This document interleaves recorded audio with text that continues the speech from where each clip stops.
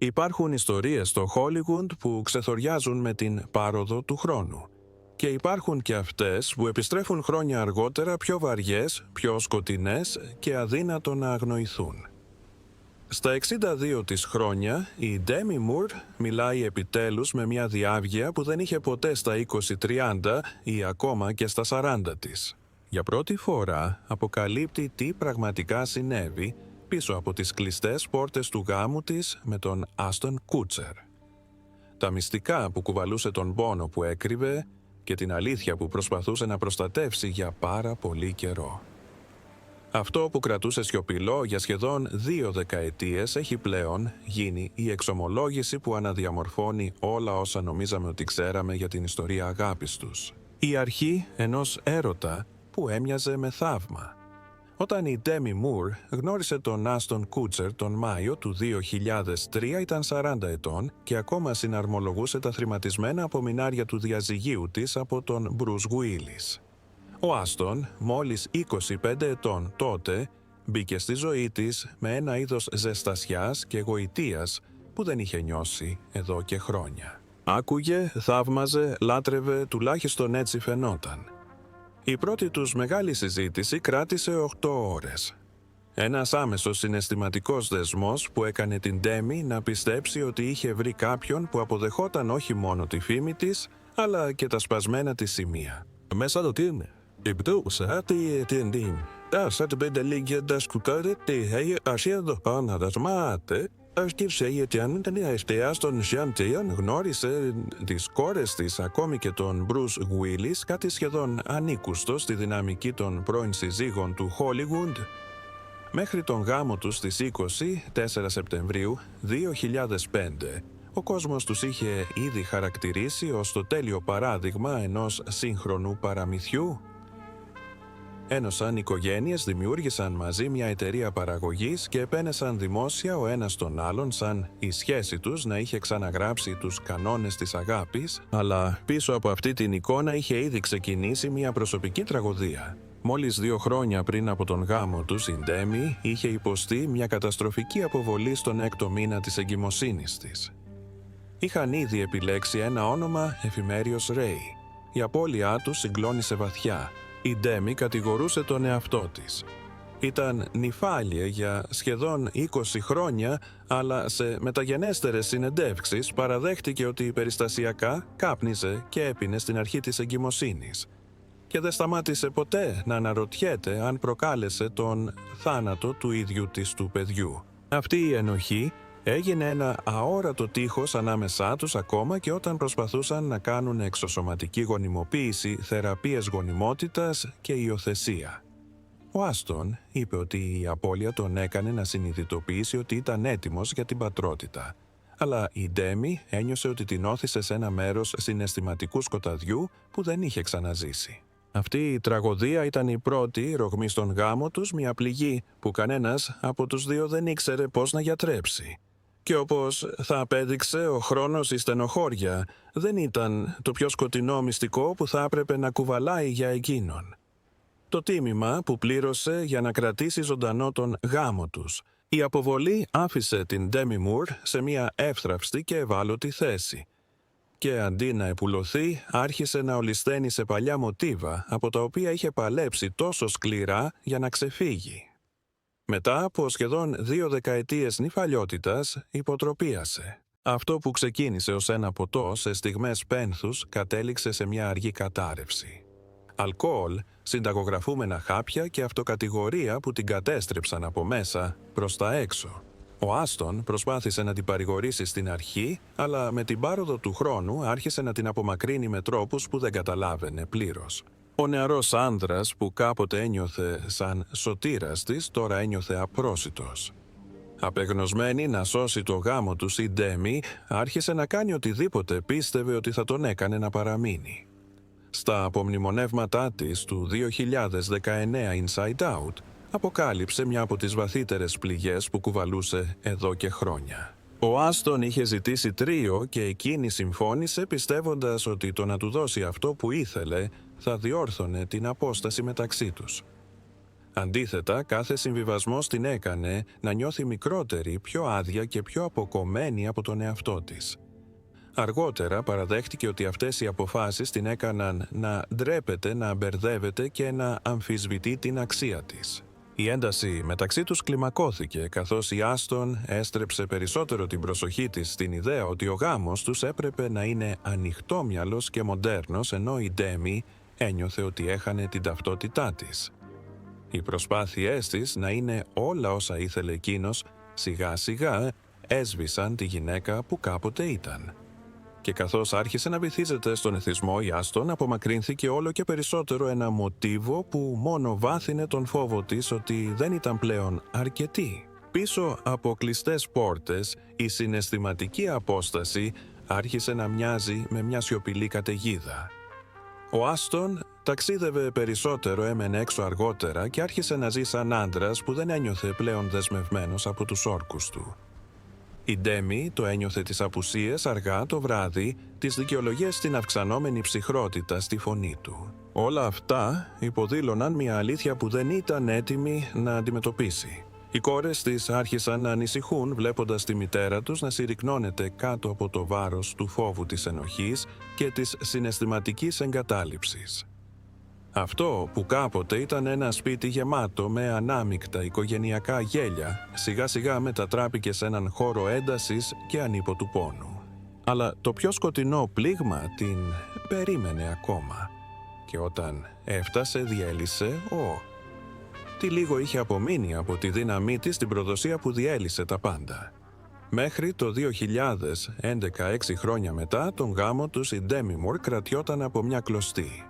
Προσπαθούσε ακόμα να παρουσιάσει ένα ενωμένο μέτωπο στο κοινό, προσποιούμενη ότι το σπίτι πίσω από τα χαμόγελα ήταν σταθερό, στοργικό και ολοκληρωμένο. Αλλά ο κόσμος της κατέρευσε στις 24 Σεπτεμβρίου 2011, την ημέρα που θα έπρεπε να ήταν η 6η επέτειος του γάμου τους. Αντί να γιορτάσουν την κοινή τους ζωή, η Ντέμι δεν έσαιρε ξάπνισε τα μετάμνη να είναι με χένα αμαντήμι. Αν αντίν πάω σαν εν φύγει καμπίδι ιδία εκκλήριν του σαίδων τη γέρε τη χάλαντα ακρά έλαλεν πίσταν άμταν τη διασταρβήν νιώε ουβερικούτε ποποτόρτορο που το άμτεσιάρι σούρι μίσα ιταλάδε τα σέντια διέντε τανιέτ. Η αγιάμπα μπέικη κοσάρι ακίτε βανταμαϊτάμτι σιάγι γέμε αδίσε παϊνά μου μάνα τενεμί διτενε ταυσό ρεδούς παδά δοσκαμαρότου τοκοεν. Μία ειδοποίηση της Google στο τηλέφωνό της αποκάλυψε ότι ο Άστον Κούτσερ είχε περάσει τη νύχτα με μία 22χρονη γυναίκα ονόματι Σάρα Λιλ. Τα νέα την χτύπησαν σαν σωματικό πλήγμα. Αυτό που έκανε τα πράγματα ακόμα χειρότερα ήταν ότι η Ντέμι είχε ξαναδεί το κορίτσι αρκετά τολμηρή ώστε να δώσει στον Άστον τον αριθμό τηλεφώνου της σε μια αίθουσα bowling μπροστά στην Ντέμι και την κόρη της. Δεν ήταν απλώς προδοσία, ήταν ταπείνωση. Και η ομολογία του Άστον το έκανε αναμφισβήτητο, είχε απατήσει. Αλλά το πιο σκοτεινό κομμάτι αυτής της στιγμής δεν ήταν η ίδια η σχέση, ήταν η δικαιολογία που έδωσε ο Άστον στη συνέχεια. Της είπε ότι τα τρίο στα οποία είχε συμφωνήσει νωρίτερα στον γάμο τους είχαν θολώσει τα όρια, λες και η προσπάθειά της να τον κάνει ευτυχισμένο, να τον κρατήσει, να πάρει ό,τι μορφή χρειαζόταν, είχε δικαιολογήσει με κάποιο τρόπο την προδοσία. Για την Ντέμι, αυτά τα λόγια ήταν πιο βαθιά από την ίδια την απιστία. Μετέτρεψαν τις θυσίες της σε ενοχές. Και αυτή δεν ήταν η μόνη σχέση.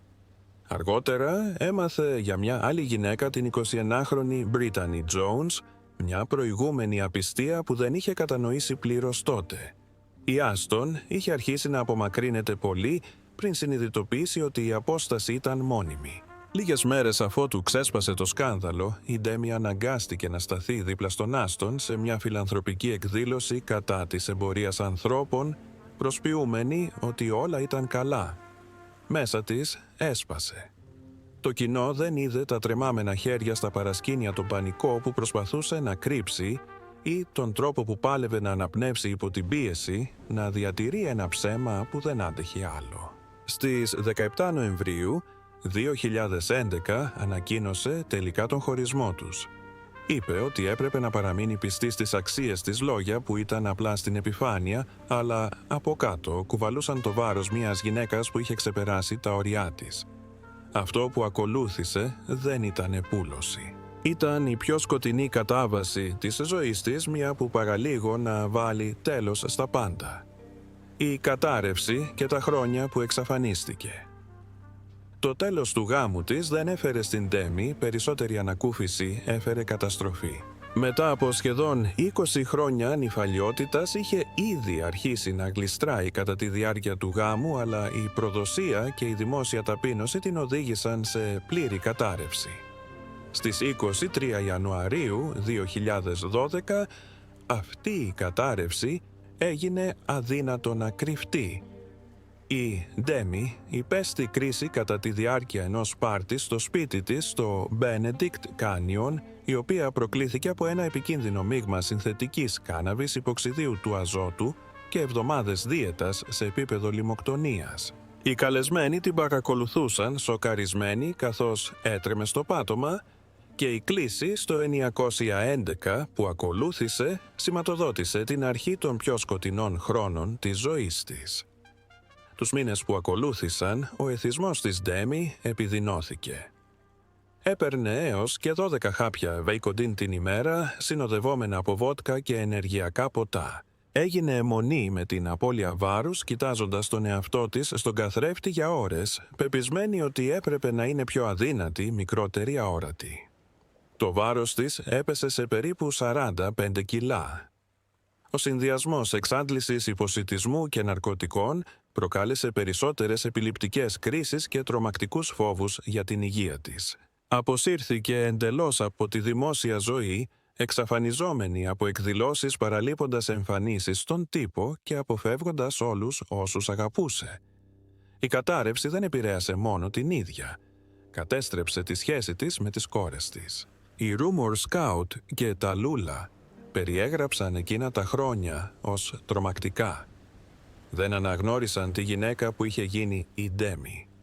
Μιλούσε διαφορετικά, κινούνταν διαφορετικά και συμπεριφερόταν σαν κάποια που δεν ήταν πλήρως παρούσα. Η Ταλούλα αργότερα είπε ότι η μητέρα της ένιωθε σαν τέρας. Όχι από σκληρότητα, αλλά από το πόσο δραστικά την είχε αλλάξει ο εθισμός. Ο πόνος έγινε τόσο αβάσταχτος που τα κορίτσια αποστασιοποιήθηκαν για τη δική τους ασφάλεια. Το 2012 διέκοψαν την επαφή. Κανένας τους δεν παρευρέθηκε στα 50 γενέθλια της Ντέμι. Της έλειψαν τα ορόσημα του Rumor, τα επιτεύγματα του Scout και οι καθημερινές στιγμές που κάποτε τους ένωναν. Η σιωπή μεταξύ τους διήρκεσε σχεδόν 3 χρόνια. Τελικά, τον Σεπτέμβριο του 2012, η Ντέμι μπήκε στο Σέρκ Λότζ στη Γιούτα, ένα πολυτελές κέντρο αποτοξίνωσης που κόστιζε $150,000 το μήνα. Αλλά ούτε αυτό αποκατέστησε τις σχέσεις. Η θεραπεία δεν θα ξεκινούσε μέχρι το 2015, όταν η Ταλούλα μόλις βγήκε από την αποτοξίνωση, επικοινώνησε με τη μητέρα της για πρώτη φορά μετά από χρόνια. Αλλά ακόμα και καθώς η Ντέμι πάλευε να επιστρέψει στη ζωή, μια άλλη αλήθεια για την Άστον, μια αλήθεια που είχε προστατεύσει για χρόνια, θα επανερχόταν στην επιφάνεια και θα αναμόρφωνε όλα όσα νομίζαμε ότι ξέραμε για τον γάμο τους.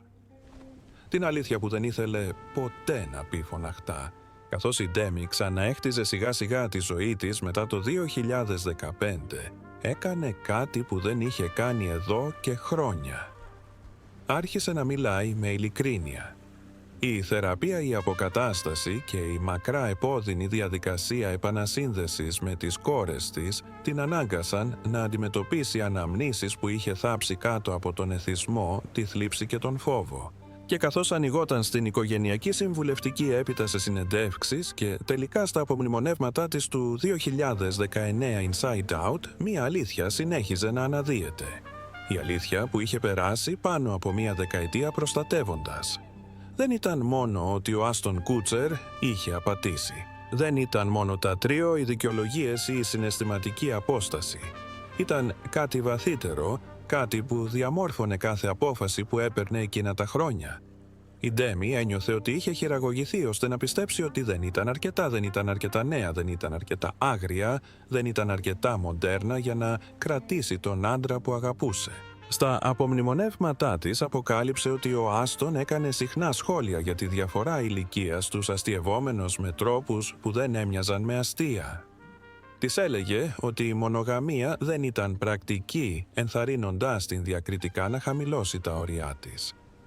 Η Ντέμι παραδέχτηκε ότι αποδεχόταν πράγματα που δεν θα είχε δεχτεί ποτέ νωρίτερα στη ζωή της, όχι επειδή τα ήθελε, αλλά επειδή φοβόταν ότι θα τον έχανε. Αυτή η συναισθηματική διάβρωση έγινε το πιο σκοτεινό μυστικό του γάμου τους. Η Ντέμι έκρυβε πόσο βαθιά έκανε συμβιβασμούς στον εαυτό της κομμάτι-κομμάτι μέχρι που μόλις που αναγνώρισε τη γυναίκα που είχε γίνει. Η αποβολή της τύχιωνε για χρόνια και αποκάλυψε ότι ο Άστον δεν καταλάβαινε πλήρως τη θλίψη της, μια απόσταση που την έκανε να κατηγορεί τον εαυτό της ακόμα περισσότερο. Ομολόγησε ότι πίστευε ότι το χαμένο παιδί τους ήταν η αποτυχία της, ένα βάρος που κουβαλούσε σιωπηλά, ενώ ο Άστον προχωρούσε ταξιδεύοντας εργαζόμενος, ζώντας ελεύθερα. Ακόμα και μετά τον χωρισμό, η Ντέμι σιώπησε για τη συμπεριφορά του. Δεν μίλησε για την απιστία, δεν μίλησε για τα τρίο, δεν μίλησε για τη συναισθηματική χειραγώγηση. Προσπάθησε να τον προστατεύσει, να προστατεύσει την εικόνα του, να προστατεύσει τα χρόνια που μοιράστηκαν. Μόνο στα 56 της και αργότερα στα 62 της άφησε επιτέλους τον εαυτό της να πει όσα είχε κρατήσει θαμμένα. Όχι για να τον καταστρέψει, όχι για να τον εκθέσει, αλλά για να ανακτήσει τα κομμάτια του εαυτού της που είχε χάσει. Η ομολογία της δεν αφορούσε εκδίκηση. Αφορούσε την αλήθεια και τη θεραπεία μετά από χρόνια σιωπής. Ειρήνη, συγχώρεση και την τελική αποκάλυψη στα 62 της. Όταν η Ντέμι Μουρ έφτασε στις αρχές της δεκαετίας των 60, όλα στη ζωή της είχαν αλλάξει. Όχι μόνο η καριέρα της ή οι σχέσεις της, αλλά και ο τρόπος που καταλάβαινε τον εαυτό της. Μετά από χρόνια σιωπής, συνειδητοποίησε ότι το να πει την αλήθεια δεν είχε να κάνει με την αποκάλυψη του Άστον Κούτσερ. Αφορούσε την απελευθέρωση της εκδοχής του εαυτού της που είχε εγκαταλείψει στην πορεία. Και όσο περίεργο κι αν φαινόταν, η θεραπεία δεν προήλθε από θυμό. Προήλθε από διάβγεια. Το 2020 ο Άστον δήλωσε δημόσια ότι δεν υπήρχε κακία μεταξύ τους και ότι αγαπούσε και σεβόταν τις κόρες της Ντέμι. Παραδέχτηκε ότι το διαζύγιο τον έκανε να νιώθει αποτυχημένος, ειδικά μετά την αποβολή που είχαν υποστεί μαζί. Τα λόγια του δεν έσβησαν το παρελθόν, αλλά αποκάλυψαν κάτι σημαντικό. Κανένας από τους δύο δεν είχε φύγει από τον γάμο χωρίς πληγές. Οι συνέπειες είχαν επηρεάσει και τους δύο. Το 2022 η Ντέμι έκανε ένα ακόμη απροσδόκητο βήμα προς την επούλωση όταν εμφανίστηκε δίπλα στη Μίλα Κούνις, τη σύζυγο του Άστον, σε μια διαφήμιση του Super Bowl. Αντί για δυσαρέσκεια, η στιγμή σημαδεύτηκε από χιούμορ και ωριμότητα. Οι δύο γυναίκες αστιεύτηκαν για το κοινό τους παρελθόν, δείχνοντας στον κόσμο ότι το να προχωρήσουμε μπροστά ήταν εφικτό χωρίς πικρία.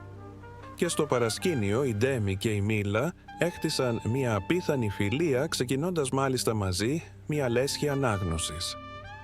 Έπειτα ήρθε το 2025.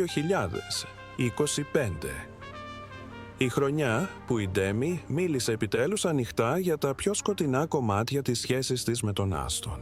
Όχι μόνο η απιστία ή τα τρίο, αλλά και η συναισθηματική αυτοδιαγραφή που είχε βιώσει.